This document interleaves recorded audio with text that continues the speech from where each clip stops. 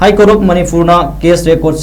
scanning digitisation तौबगी मतंगदा training programme पांथोखरे प्रोग्राम अदुना मरम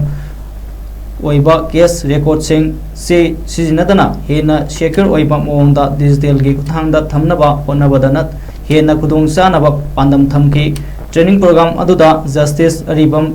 गुनेश्वर शर्मा जज high court of Manipur member computer committee high court of Manipur Ojes Mutum registrar general high court of Manipur की Nirojit central project coordinator high court of Manipur नसिंगबना सरुक याकी ट्रेनिंग अदुदा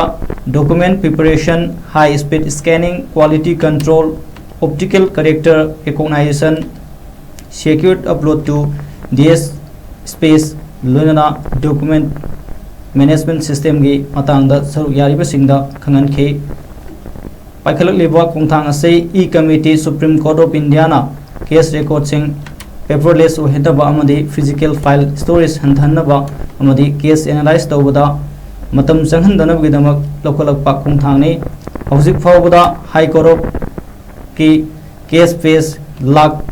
58,000 चंगा हुंफुनिथोय डिस्ट्रिक्ट कोर्ट की केस पेज लाख 59,000 7,394